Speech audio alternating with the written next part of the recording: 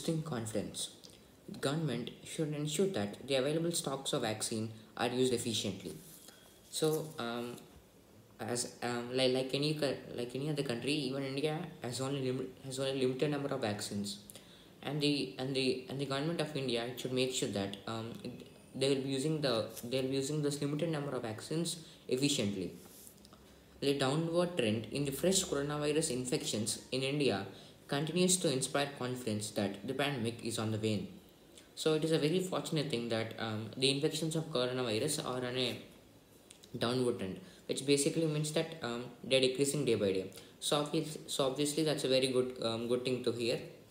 And what this promises is that this inspires this inspires confidence for many people, and it indicates that the pandemic is on a wane. Means the pandemic is becoming weaker and weaker, which means that it's going to stop anytime now. The downward trend in the daily new cases fell below 10,000 for the third time this month.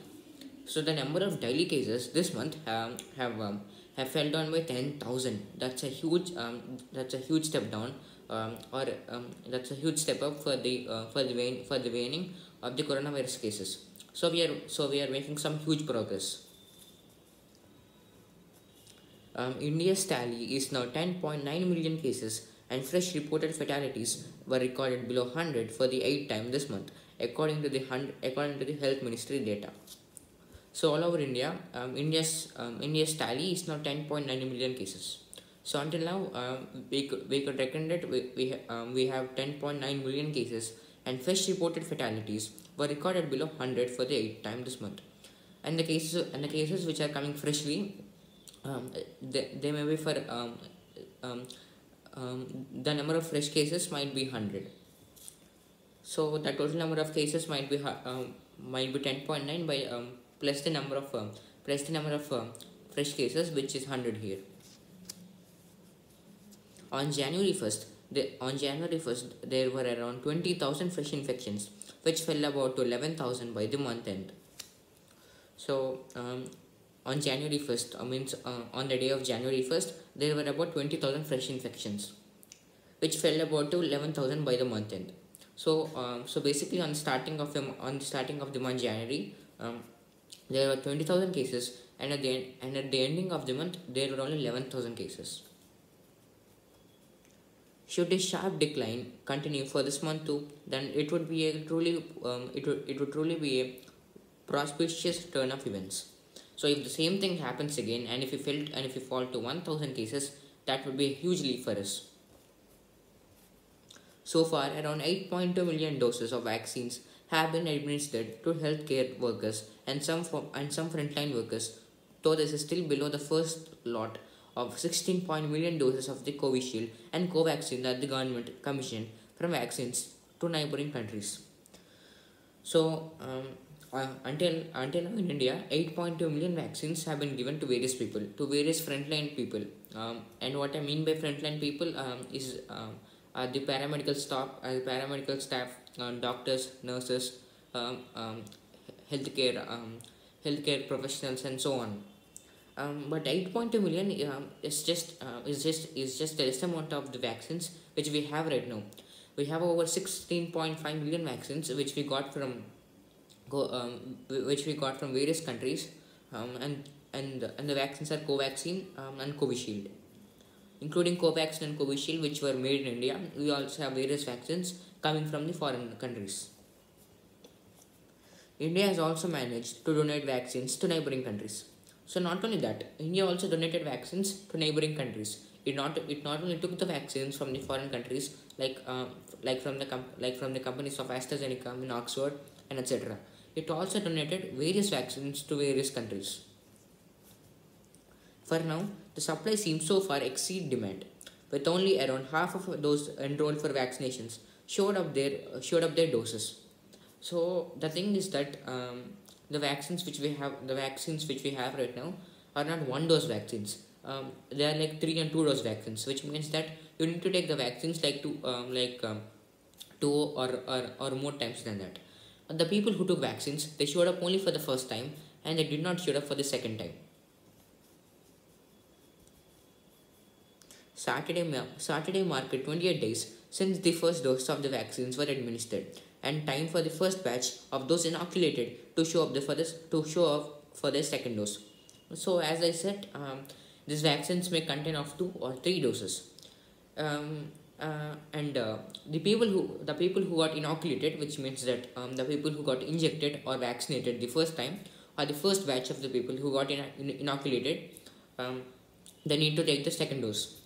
And the date of taking the second dose was the recent Saturday, or it was after the 28 it was after 28 days after taking the first vaccine. So basically, the people who took the vaccine the first time, or the first batch of the people who took the vaccine the first time, then they need to come on the second they need to come on second Saturday. But we'll see what happened. Um, the government is also considering administering vaccines to those above 50 and those younger with comorbidities from March. So the step taken by the Indian government is that it will be administrating, or it will be inoculating or vaccinating the people who are aged above 50 and those younger with comorbidities, and it will be vaccinating the adults who are above 50. It will be vaccinating everyone, but it will be prioritizing, or it will be starting with the people who are aged above 50, and then it goes to the younger ones. And all of this starts from the March. India is also likely to get 97 million doses of Covishield by June, half of them by March. So another fortunate thing is that let's hope that this happens. By March we should be getting half of the. By June we'll be getting 97 million vaccines of Covishield, and by March we'll be getting half of them. So we'll be getting 48 or 47 of them. This is a far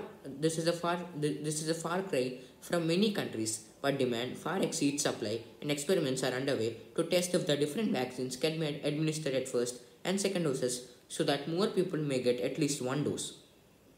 So, as I said, these vaccines like Covaxin, Covishield, these are 2 and 3 dose vaccines. So, some experiments are currently running, and they're deciding whether one dose of each vaccine could be enough for the people.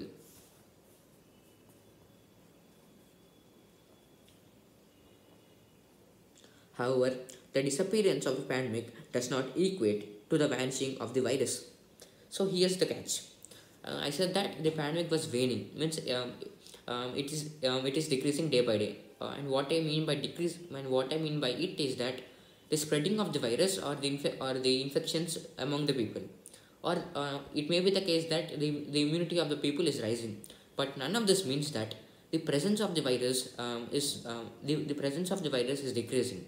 The virus may be present there. We may just be more immune, or we may just be taking more precautions, and that's why the pandemic have been waning. So I'm basically trying to say that the virus, it still may be present. We are just not getting much affected by that virus. The results of the ongoing serology surveys from the ICMR, meant to estimate the prevalence of COVID antibodies, say that only around 21% of the population has been exposed to the virus. So the survey of the ICMR, which we recently read about, it's serological survey. So a part of the data from that says that only 21% of the whole people in India have been affected by the virus. Not affected, they have been exposed, means they may have been caught by the virus, but only 21% of the total percentage of India have been exposed to virus. That, combined with the fact that there is also so far no reliable information on the kind of coronavirus variants prevalent in the population, means that India can ill afford to be complacent. So we also don't know about one other thing, the number of variants of the coronavirus vaccines that we have right now. We only know about a few of them, like the ones from England and Japan and so on. But we still don't know about the many other variants of the virus. So we should not be self-satisfactory with the by thinking that the presence of the vaccine in India is decreasing.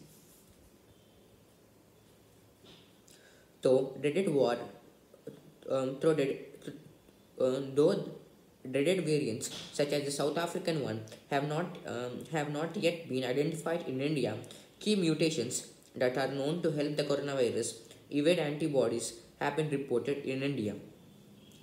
So the scary part is, I have just said that we know about some of the variants of the coronavirus, like from England, Japan, and South Africa.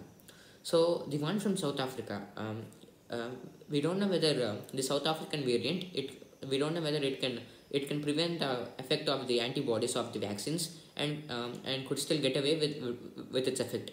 But the one thing which we know about is that in India there are some cases which reported that even the people took the vaccine, they still got the virus. So this must be the deed of a new variant of the coronavirus. In spite of consortium of labs analyzing